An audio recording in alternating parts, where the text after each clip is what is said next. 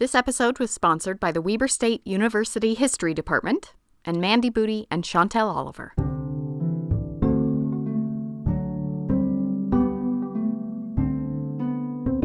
Hi, Olivia. Hi, Katie. Hypothetical for you. You are a sorcerer. Oh, You have the cool. power of magic. All right. What do you do with it? Oh, man. Well, Douglas Adams has actually answered this question for me, because if I could invent or create one thing in the world by magic, Okay. I would create the equivalent of his empathy gun that you can like shoot it at somebody and it makes them feel the feelings of the person they're talking to. That would solve 90% of the problems in the world, I think. Yeah. So I would do that. That's cool. what I would do. Okay, well, let me complicate your story a little bit. Oh. Someone killed your son. Oh. Then you have his power. I hope that I would do the empathy gun, but of course, it's entirely possible that I would wreak vengeance. Do you think if you were a sorcerer, over the course of your lifetime, would you ever use it for something you regret? Oh, I'm sure I would. Yeah. I guess what I'm wondering is, would you trust yourself with that power? No, nobody should have that power. Why? Because power corrupts you. Power ruins your ability to empathize. So you wouldn't trust yourself with No. that power? No, I would throw the One Ring into the fire. Into Mount Doom. Well, today I want to tell you about a sorcerer, a Viking sorcerer, who had that kind of power. And you don't have to believe in magic in order to be fascinated by her story, because she believed in magic, and so did everyone living in her world. So that's almost the same thing. Yeah. And in the Viking world, a millennium ago, these powerful, terrifying people were women. Yay!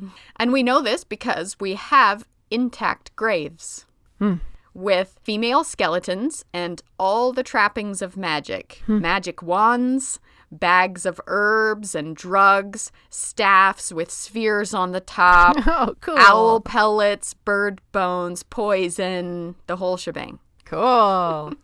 And the sorcerer we may know most about is a woman named Gunnhild. Gunnhild is a Viking queen. She appears in a few different Viking sagas as a supporting character, and if we piece all those together, we get her story. She's a villain. She is a worker of dark magic. She does not come across as the good guy in these stories. And that's interesting because in our modern eyes, Gunnhild looks confusingly like the kind of lady you want to celebrate and admire. And when life catches up to her in the end, you might discover you were rooting for her. I'm Katie Nelson. And I'm Olivia Mickle. And this is What's Her Name? Fascinating women you've never heard of. Okay, in search of the story of a Viking woman, I went to Dr. Chris Tuckley. I'm Chris Tuckley. I'm Head of Interpretation and Engagement for York Archaeological Trust, based at the Jorvik Viking Centre in York, England. He told me about Gunnhild because in one Icelandic saga called Egill's saga, the climax of the story revolves around her in York. So the scene in York is sort of the show-stopping. It's the centrepiece of Egill's saga. Our sources for Viking history are tricky because what we have is archaeology, and then we have these sagas, which were written down centuries after the fact. Supposedly, it was originally passed on in a spoken form, in an oral form, and then it was written down in the Christian period. We think it was written down for the first time in the 13th century. So sagas are interesting historical sources, especially because what you have is Christian monks writing this stuff down centuries after it happened and adding their own filter to it. But we can corroborate much of it with archaeology. Much of it is myth. And the truth, is somewhere in between. Historians and archaeologists are a little bit wary about using sagas as history or as reportage. These are literary items, and I'd say she sort of encapsulates certain types of the powerful woman that you would expect. She's pretty much vilified in a lot of these accounts.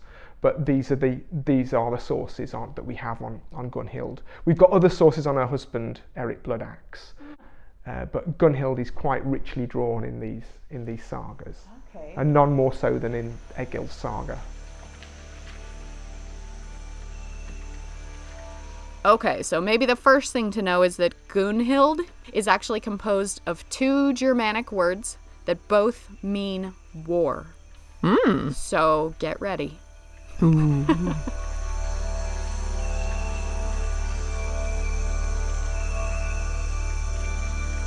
Let us begin as a saga would begin.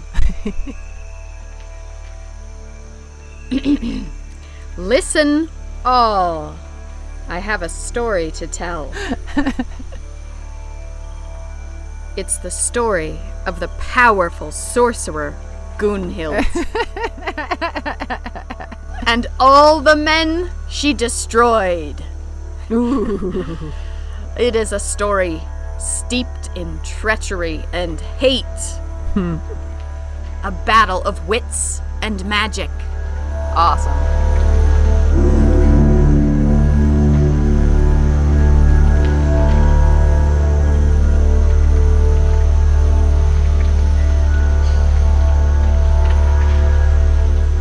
In the far north, in the frozen darkness of Lapland, two warlocks lived in a hut, perfecting their dark magic.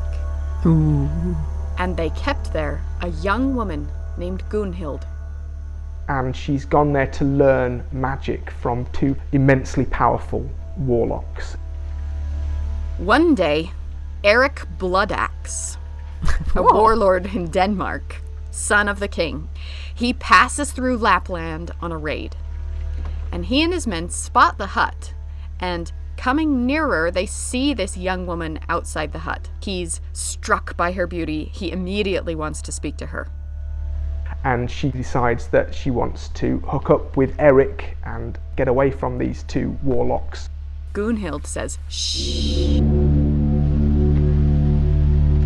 Don't let the warlocks know you're here." She says, "They're jealous and vengeful, and no one can escape their sorcery. If you run, they can track you as well as dogs. And when they're angry, the ground moves and all living things fall down dead. So," she says, hide here, and I'll tell you when you can come out." Then she pulls a linen sack out and casts a spell on the warlocks and spreads the contents of the sack in and around the hut. And she bewitches them and they fall soundly asleep.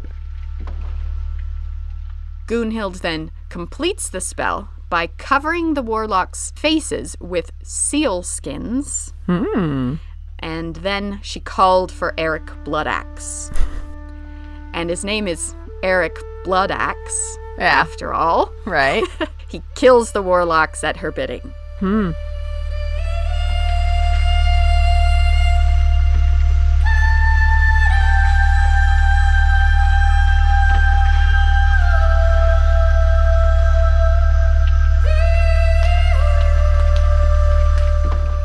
So it's a tremendous start to Gunnhild's story, but it sort of sets the tone for what we can expect from her. Strong, but questionable, and also someone who is versed in magical arts, which isn't necessarily disreputable all of the time. You know, we do see female seeresses, shaman-type figures called volur in the sagas, but Gunnhild tends to use her magic for destructive purposes. And now she's free. And she's learned all the magic, and she's met this dashing Eric Bloodaxe who murdered for her. So it's true love.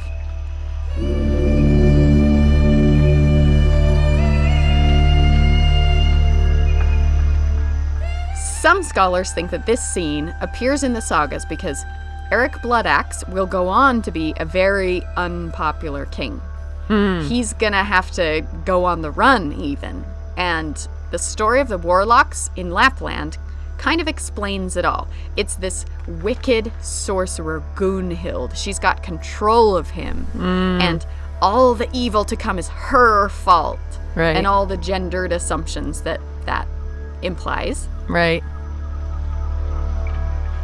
We do see women participating in the sagas in a variety of ways, and there are some who are unambiguously to be admired for their strength of character and their strength of mind, but Gunnhild isn't one of those. And I think that's probably why she's a villainous character, is probably because she is so assertive.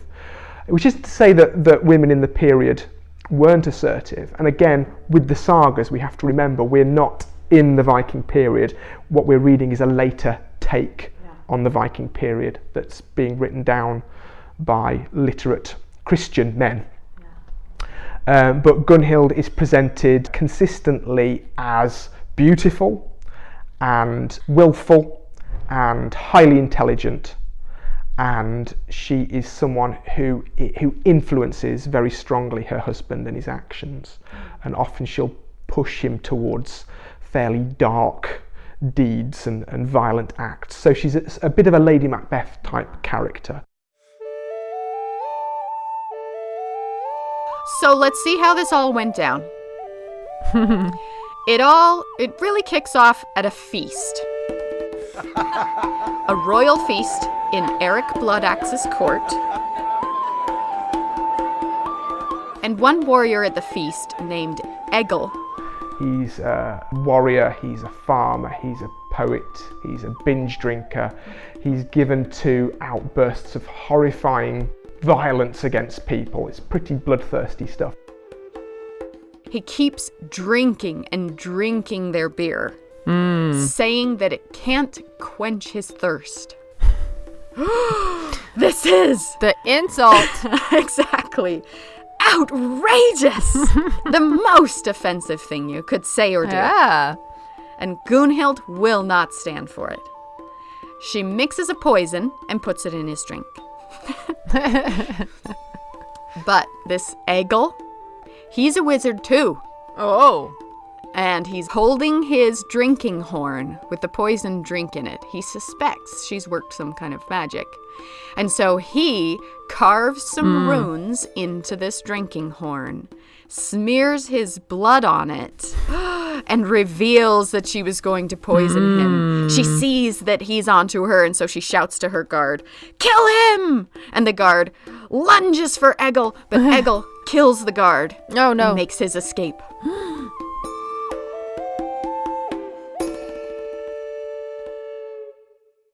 Now, it's hard to tell in what chronological order all the next stuff happens, because we're piecing it together from different sagas. But here are the main events.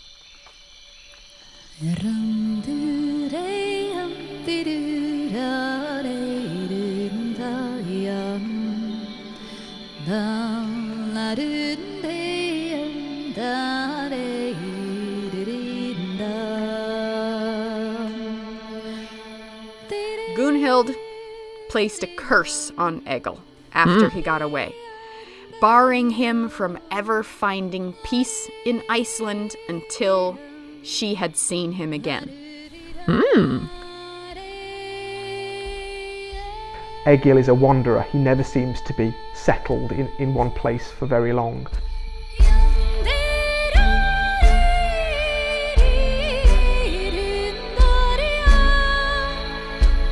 Gunnhild also killed, cursed, or otherwise eliminated all Eric Bloodaxe's brothers and rivals to consolidate their power. Oh.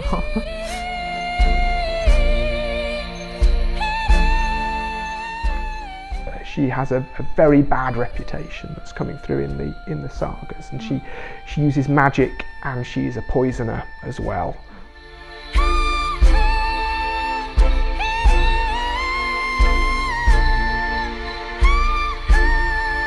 Egill captured one of Eric Bloodaxe's ships and killed everyone on board, including Eric and Gunnhild's 10-year-old son.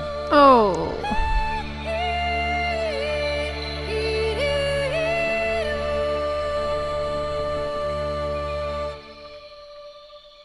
So Egill's not a nice character by any means. He's not really a heroic figure. He's a very compelling figure to read about because of his exploits, but you do wince as you read what sorts of things he's getting up to in his saga. But still, Egill couldn't lift Gunnhild's curse. Maybe he thought massacring everybody on the ship would finally defeat them, but he could not lift her curse, and he wandered rootless through life. Gunnhild really is seeking his death. So he laid his own curse on Gunnhild and Eric. He sets up something called a scorn pole before he leaves their kingdom. And one saga gives us a very specific description of how he laid the curse, like step by step. So, would you like to know how to lay a lifelong terrible curse on your worst enemy? Yes, please. Okay. Egill. Wait, no, maybe I can't handle the power. Oh, right. Exactly. Okay, so I'm not very skilled chemically, so if it involves... No, it's actually pretty basic. I mean, you need some particular resources, but I think anybody could pull this off. So, if you are not prepared to wield this power, plug your ears now.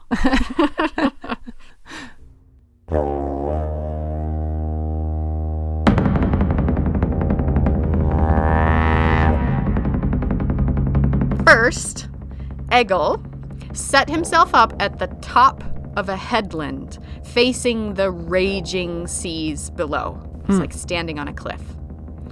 Next, he takes a staff made of hazelwood and he cuts runes into the staff. This is reserved only for the most dire situations. And he sticks it into the ground like a big pole. Then, and this is where you need some specific resources, he puts the severed head of a horse on top of this hazelwood staff. That is a very specific resource. Yes. Fix it in place and point the horse head toward the waves.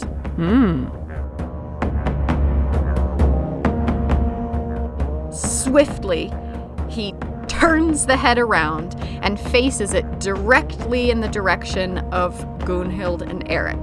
And as the horse head is looking toward Gunnhild, he screamed out his curse into the sky. Guardian spirits, drive them out of Norway as punishment for Gunnhild's working against me. Wow. And that's how it's done. Yeah. And thus began the decline of Eric Bloodaxe and Gunnhild. Their power and their honor, more importantly, started crumbling beneath them.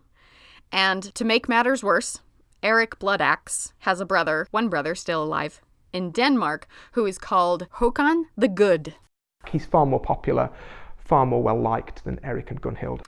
Eventually, the people of Norway invite this brother to come and oust Eric Bloodaxe and to rule Norway. Ouch. So Gunnhild conjures a storm to wreck his ship. But her storm couldn't overpower him. And sure enough, his ship later struggles into the port, battered, but they're alive. And Gunnhild and Eric are ousted, and they're on the run.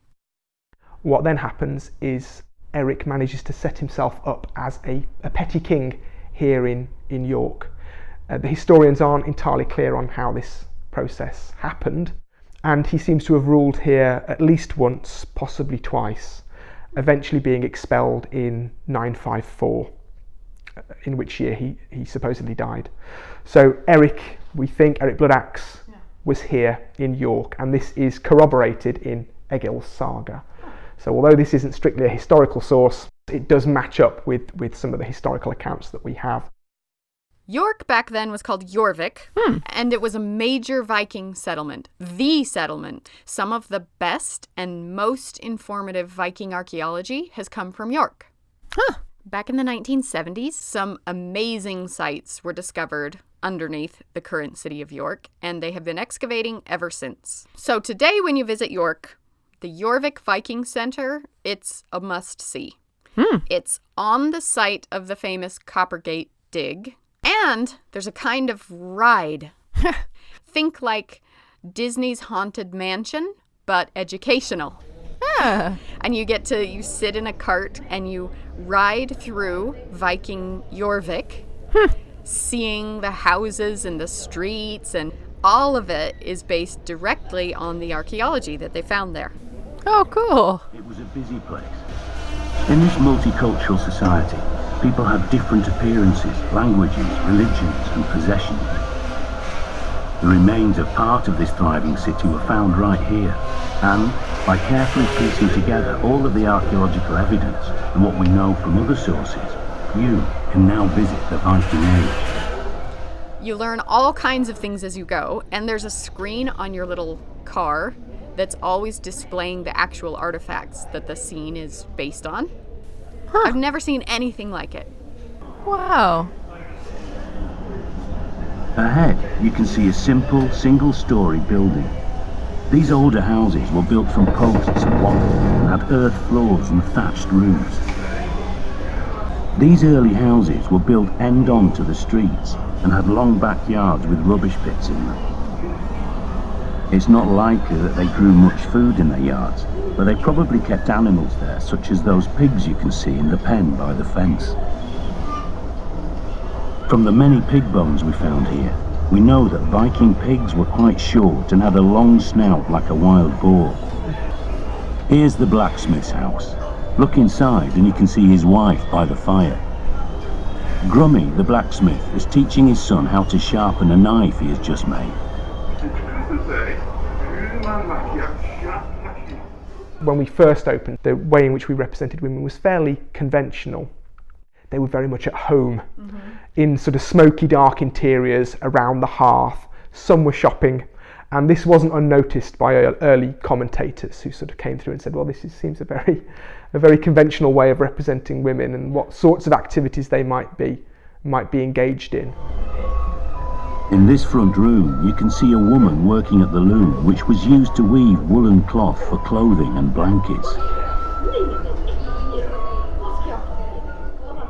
We lack information on how women spent their time in the 10th century. So often the tendency is to fall back on comfortable stereotypes of how women are and behave and spend their time and all the rest of it, which owe more to the 20th and 21st century than they do to the 10th.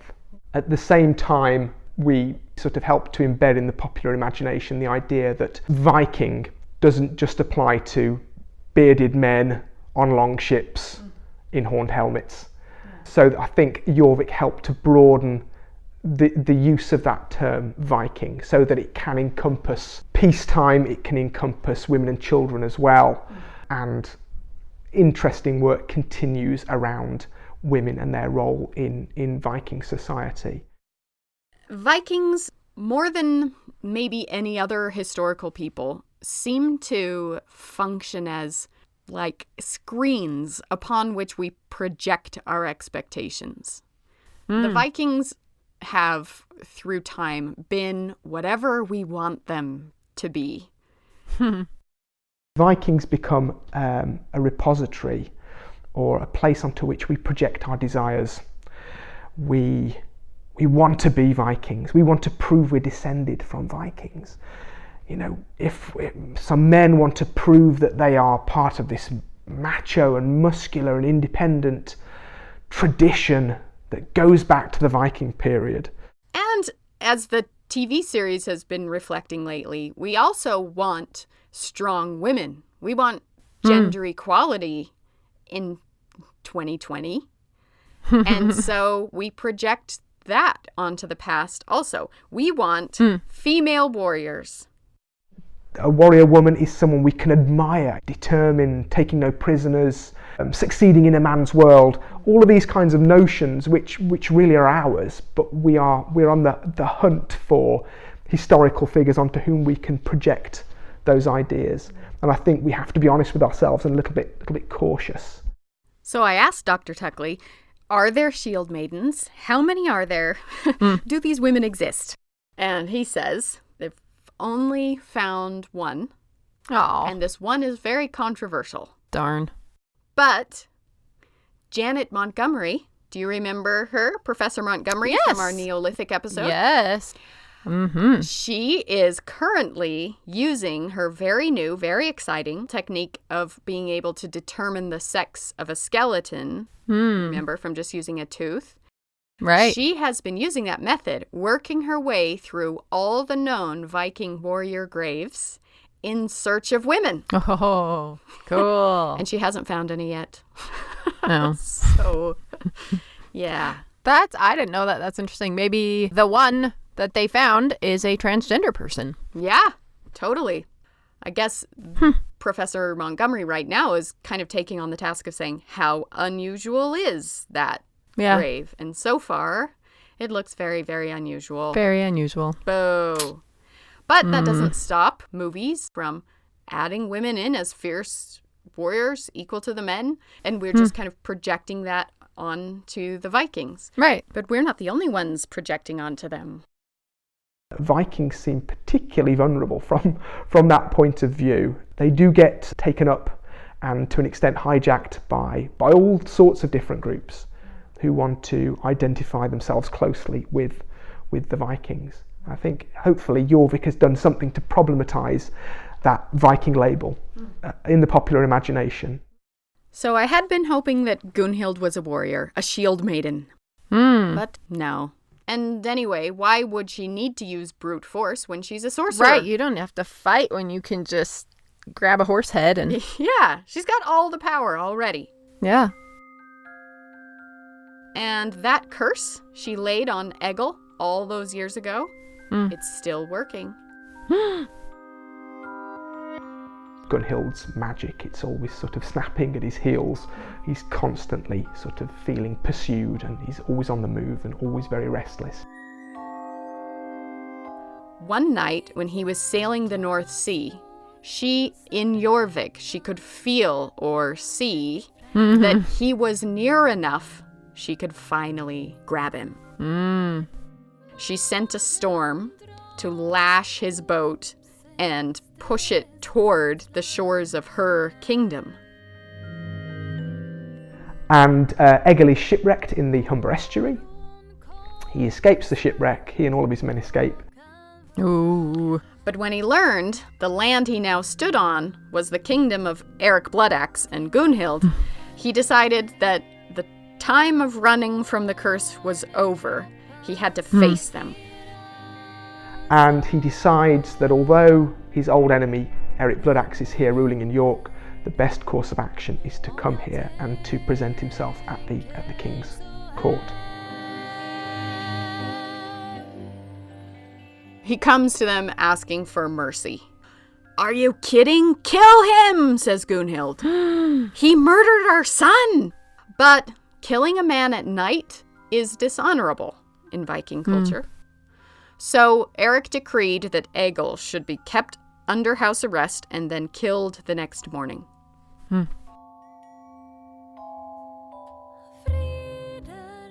Overnight, Egill decided his only hope was to compose a poem. Obviously. Egill is a renowned skald or Viking poet, and we know that Vikings valued renown, and if your renown could be captured in a poem and then passed on down the years, that confers a kind of immortality on you. Their culture is all about songs and poems that are told and passed on. That's how you get fame.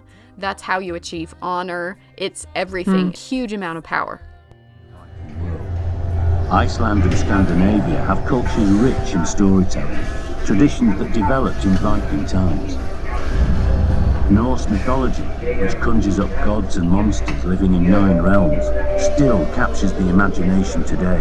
And we can picture what it was like sitting around a hearth, enjoying tall tales of magic and bravery. So he decides overnight he's going to compose the greatest praise poem ever composed, celebrating Eric Bloodaxe. And the next morning, he would recite this in front of the court in order to save his life. So Egill is given one night, off he goes, and he closets himself away in an attic room, and he begins to compose the poem. But there's this obnoxious bird outside the window that will not shut up.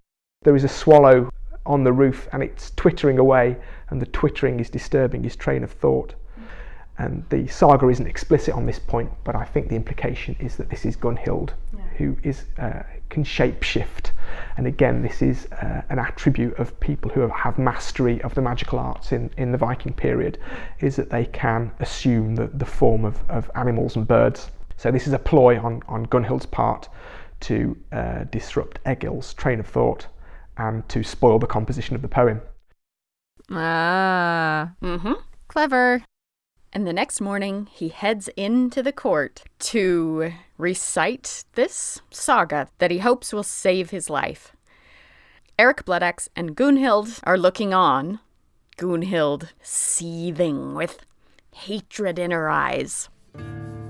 We actually have the complete text of it in Egill's saga.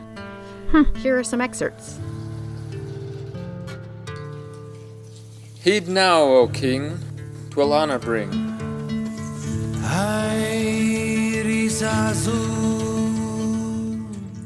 How well I sing, men hearkening.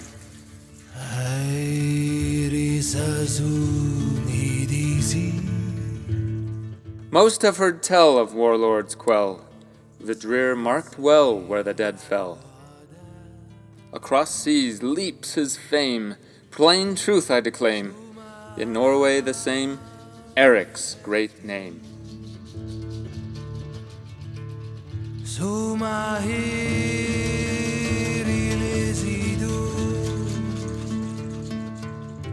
Warrior, give thought to that which I have wrought. Glads me this court with silence fraught. With my mind's mouth I drew up the truth from Odin's sea, warlord for thee. King's fame I hailed, till silence failed. Words measure I can in halls of men. From joy's deep spirit, praised prince's merit, and forth did bear it that most might hear it.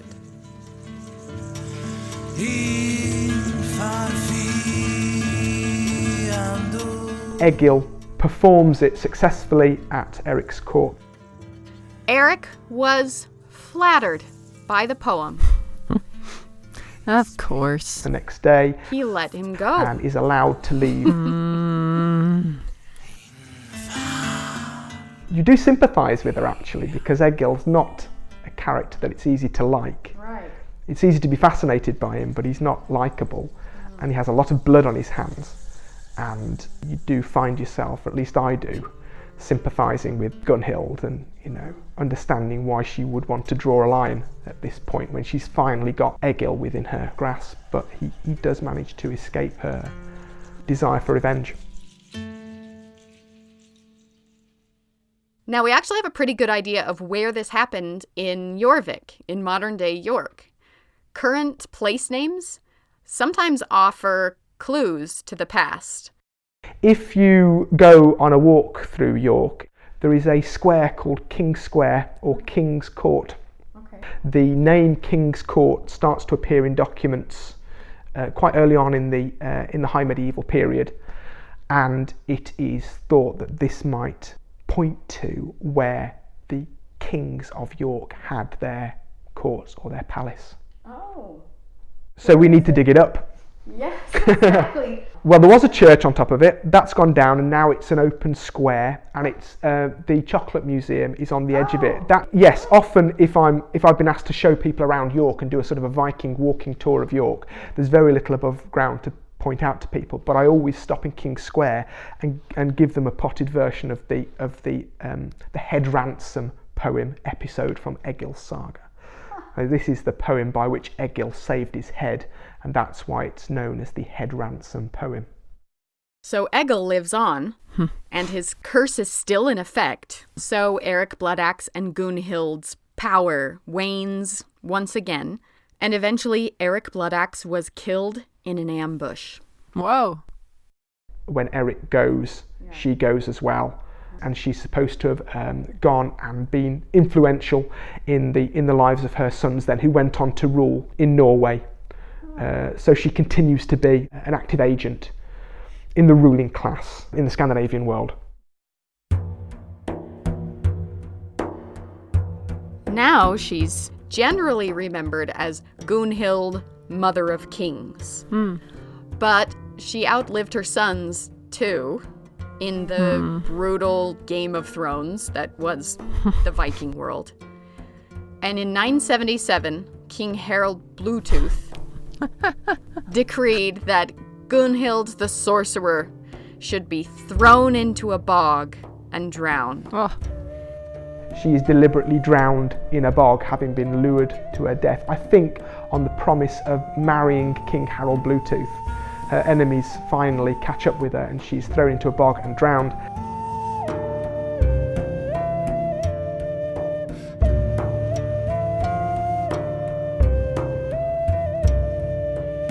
And she died a miserable, suffocating, ignoble death. Why? What did she do? What did she do? What did she do but exact revenge on all her enemies and kill all her brothers-in-law?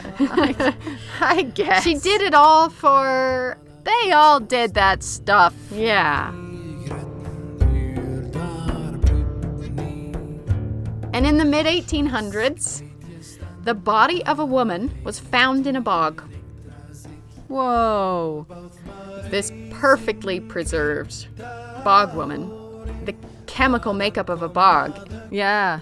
it's the perfect place to preserve a body, basically like turn the person into leather, almost mummify them. Whoa. And across Scandinavia, they said, we have discovered the body of Queen Gunnhild. They put her on display in a museum.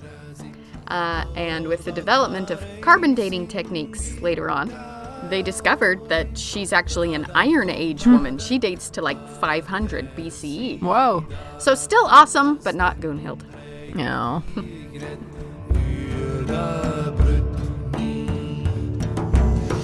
What is increasingly apparent is that whenever there has been conflict, women have been involved. If not often, then sometimes as combatants. So I don't think there's a problem in making space within Viking era warfare for women to have been present. So, in thinking about Gunnhild and her life, just her ferocity and her unwillingness to give in, I want to respect that. I want to like her. But also, I'm uncomfortable with the choices she made. But I don't know, what would I do if I had the power of magic and could work revenge on my enemies? She's beautiful and intelligent and powerful. She's clearly got a vengeful and a cruel streak.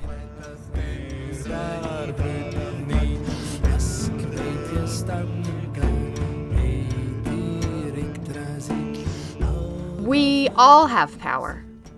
And maybe not magic, but the power of words, of actions, and impacting other people's lives. And I think, like Gunnhild, we can choose how to use it. We have all been wronged. Deeply wronged, perhaps. And if we had magic, what revenges we could work. But maybe the story of Gunnhild is a cautionary tale. Beware your own power and use it wisely. Cool.